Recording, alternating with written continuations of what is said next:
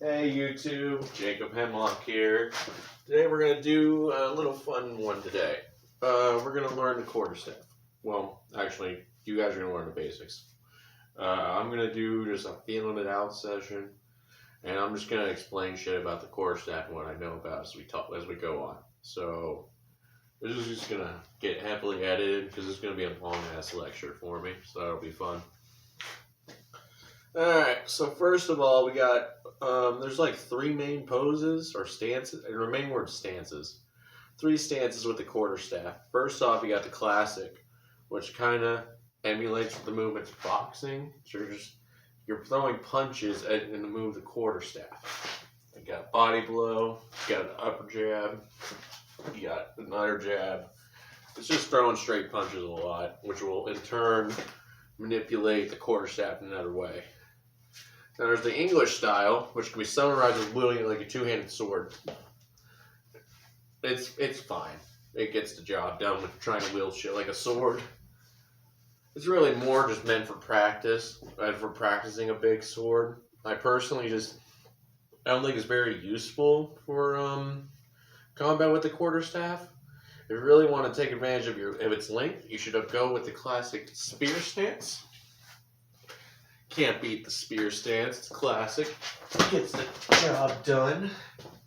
Ain't nothing wrong with a good thrust. All you really need in a fight is a good thrust or a good jab. That's all you really need to get started. Fastest attack in the world is a thrust and a jab. Alright, what else we got going on? Alright, we also got this one, which I call just a backwards power stance. Like, I want to bet these have official names, but I don't have a fucking, like, martial art books for fucking quarterstaffs and shit. And I just want to talk about what I know about the quarterstaff. So we'll see if I know anything good about the quarterstaff. People on the internet make fun of me. But anyway, moving on. I call this the backwards to power stance because you hold the staff backwards and you can just swing. You put more power into it as you twist your waist around. There's also a fourth style, which is mainly done through the spear stance, but it's a bit different. Because really your main goal with this is to do something like you hook behind their ankle, take it out. Or you just, maybe that's not a whole stance really. I consider it a main form of attack because like you can just do a lot of shit if you fuck up their footwork and right in the middle of it. So now I'm going to go through the basic motions for each stance, really. Now, it comes most naturally to me is this one right here.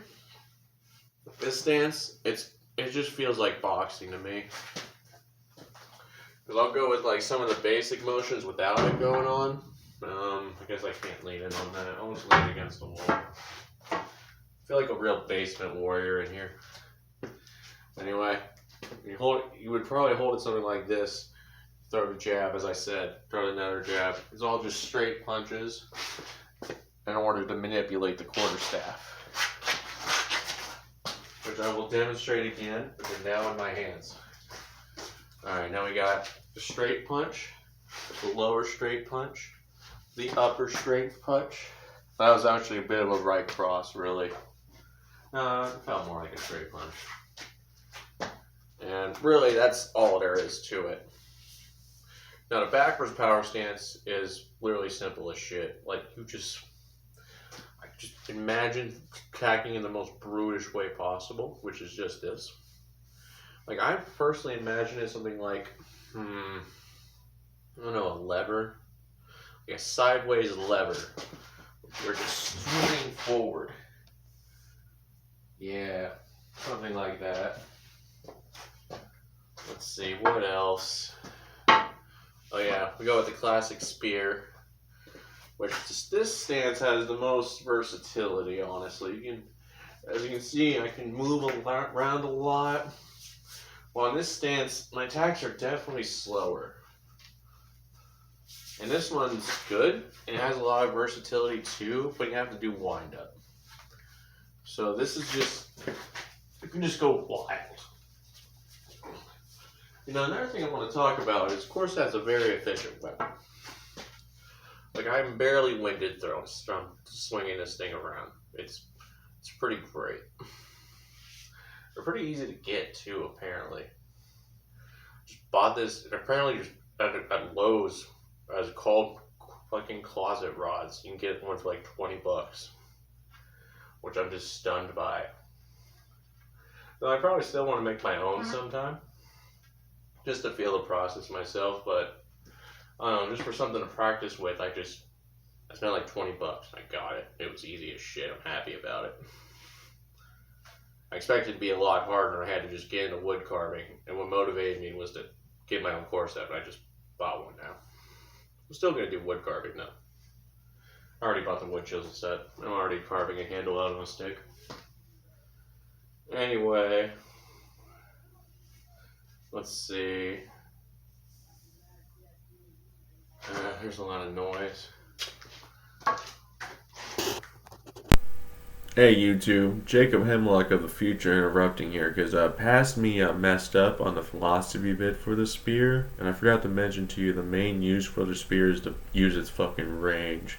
That's basically the one thing I missed, is you're using it for rapid attacks that have range. That's why we like the spear.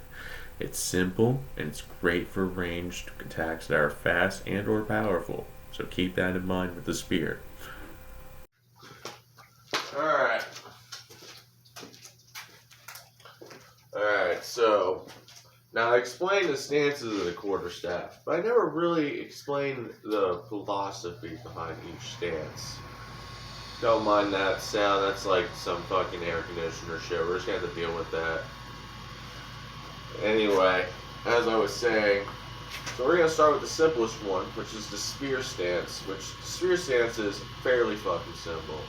All you do is the thrust. And really, if your best thing is a good powerful thrust, or just a rapid series thrust. Which the thrust is one of the easiest attacks in the world. You just jam the stick forward. Best I could do is show off footwork for that, just so you understand a bit more what I'm trying to do, which I'll do that for some of you nerds. I know some of you nerds will like footwork. Maybe I'm the only one that doesn't. I don't know, but I should show you footwork real quick using the spear. Spear form of the Quarterstaff, anyway.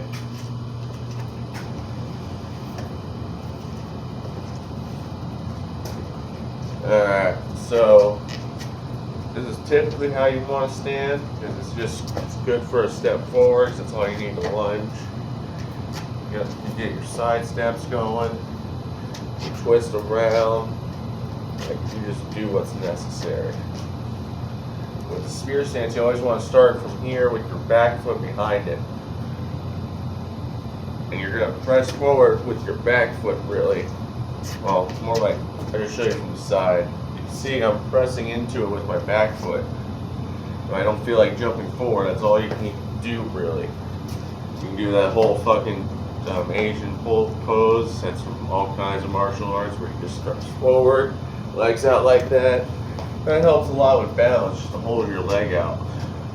That's really what it's there for when they do that, is just to keep their balance so they don't lose it. Because, well, if I demonstrate it by just doing it without, I can't even do it without just trying to balance myself, I'll just fall over. Right, at least just hurts your back up though. Footwork's important, that much I'll say. Like, you gotta be ready to move. Is there anything else about footwork I need to not tell you while you're here? Oh, right. There is one more thing. When you want to spin on your feet and do something like what I call a pivot strike, which I'll do a full demonstration of it in a second, but just to show. You see? You didn't see the swing, but I pivoted on the front of my foot, which I'm going to show with my shoe. Actually, I will take my shoe off. I'm not taking my sock off. Just gonna see this part of the foot. this is the part I spun on actually to do that, not the heel like you'd expect. Spun on this part. I'll probably edit this video and have like a scientific little poster pop up with a little arrow at the part I spun on. Alright. That's enough about footwork though. I can't actually go on too long about footwork. I'm not too interested in footwork. There's a lot more to it than just what you do with your feet. It's also a lot about just lean, what you do with the rest of your body. And you can just learn that just by paying attention to how I move with these weapons. Now, as I mentioned with the spear, your main thing is thrusting, but there's a few main areas you should aim to thrust for, which before we get into that, this is the favorite area. Let's go with the areas in general to hit. Before that, let's describe the basic philosophy of what the Quarterstaff really is. The Quarterstaff's meant to beat armored villains up. Armored people up who are just being assholes. They're meant to be the kind of assholes that you normally can't beat unless you have the perfect weapon. Which in our society's case is people in fursuits. Now if you think that's wrong, find a furry in their fursuit. You'll understand immediately how much of a problem that those furries are in their fursuits. No offense, furries. I think they're cool in every other way. But just you guys in your fursuits are fucking terrifying to me. I'm not holding back. Like if you fight me in your fursuit, you want to fight me as a normal person, you fight as a man. I know that'll offend you. You're like, I love my fursuit, but I'm scared of your fursuit. And I will fight you hard as shit because your fursuit is scary plate mail to me. And I know it's scary plate mail because I know the expensive ones have Kevlar in them. I think that's wrong. Research the most expensive fursuits. They're all basically walking suits of plate mail. Or the closest things to them. Alright, enough ranting about the fursuits that I'm scared of. Alright. Now the areas you should be trying to hit is obvious if you know anything about anatomy, but I'll go over them. First of all, you obviously got the head. You got the good old chest shot right here in the heart. Wait, no, the heart's over here on the left side. You got your stomach, which is good for attacking organs, including your lungs. You can just like rapidly thrust at the stomach and make them asphyxiate or whatever, unfortunately, which I don't recommend doing. Don't asphyxiate people because it's very painful, but I mean, if you're fighting someone very tall, you might have to do what you have to do to get the win. But I don't recommend asphyxiation because it hurts like shit, and they look like they're in agony as they're struggling to breathe, so don't do that. Like, I unfortunately recommend you just go for the knockout, because anything else is just really mean. Like, I'm not kidding. If you just end up using other fight tactics, like, asphyxiation is the worst. Like, it just makes me feel so bad whenever I see it happen to someone. I did it one time to someone, and I still feel awful about it. It was just some random street fight. Like, I flexed with the fucking Steve, I want to say Steve Rogers. I always say the fucking Captain America guy, but it's the boxer from Tekken who does, like, the Gatling gun punch. It's like some fucking it's a punch combo move, and just turns out the Gatling gun punch is good as shit. So the Gatling gun punches, because it's a bunch of punches into the stomach. Anyway, moving on. There's really just a few more to go. You got the kidneys on either side, which is under your ribs. If you want to feel that, just feel your body until you stop feeling bone on your side, and you just start feeling muscle. That's the kidney. They're on either side. But good luck hitting someone with that, because anyone who knows anything about fighting knows the kidneys is one of the worst spots to be hit in, and they won't let you hit them there. So good luck with that. Alright. And you can obviously hit the joints. I think the joint shots are really good anytime. It'll just like slow them down, because like it'll be hard to use a limb that's joints have been damaged. Yeah, that's just true. What else? What else? Oh yeah, well, honestly, any joint really.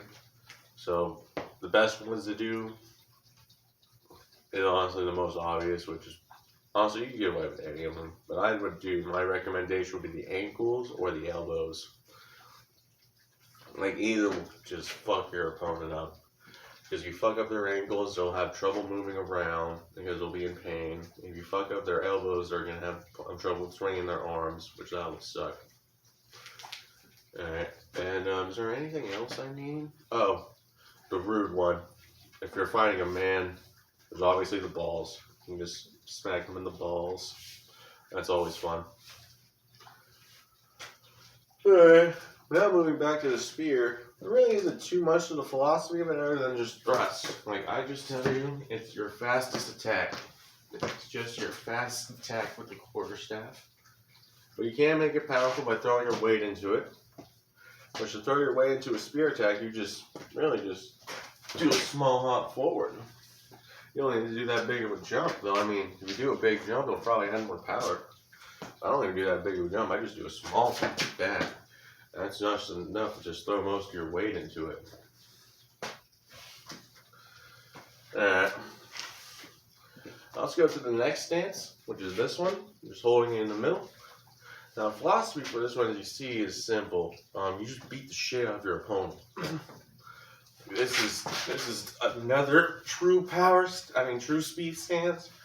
In some ways, it's faster, but it's not ultimately. Well, it might be a bit faster. Well, depending on how wild you go. Good, but I think the spear is better to an extent because it just has range. Well, this is just basically your stance when you're just like, alright, it's time to beat fucking ass, little bitch. It's just like the equivalent of throwing tons of punches.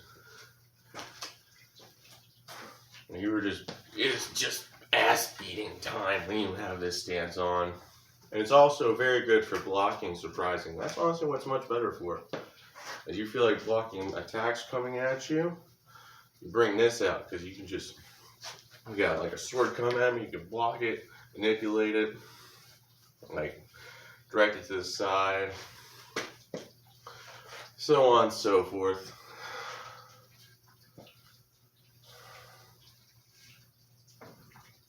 Let me see, what else could I need? Honestly, really, the best way I can explain is just to figure out something like throwing punches, because you throw one punch, you throw a right hook forward a bit as you do it.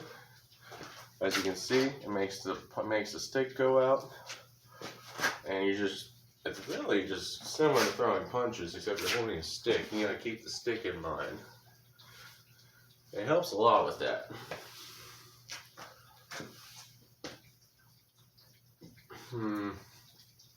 Blocking is really its forte, though. It really is. And the other stance I really know that I'm really interested in. Well, actually, I'll do a little mention of this stance. It's the English sword stance, where you basically try and wield like a two-handed sword. It's good for chopping attacks for when you want some range, but I really want a chopping attack like this. I mean, it's good for long range deflection, honestly. But I'd rather just use a spear form.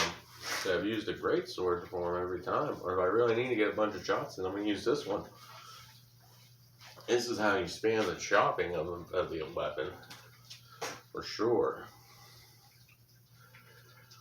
And now I'll give a special mention to this little stance I'm calling the backwards power stance, where really you just swing with your waist as you swing it, and it'll deal a bunch of damage.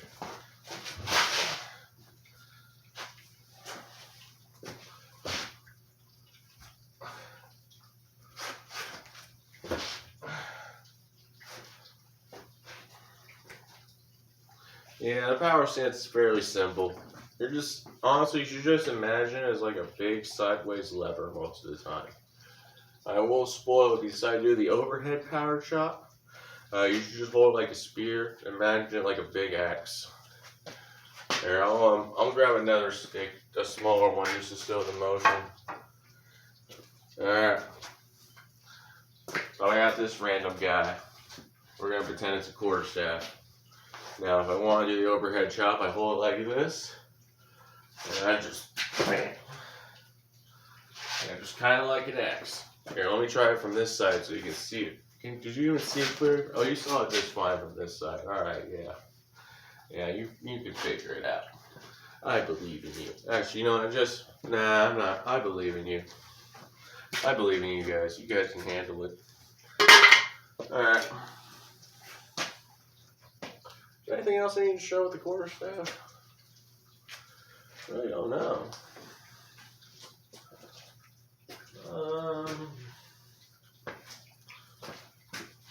Yeah, I can't really think of anything. Well, this just feels good. Like,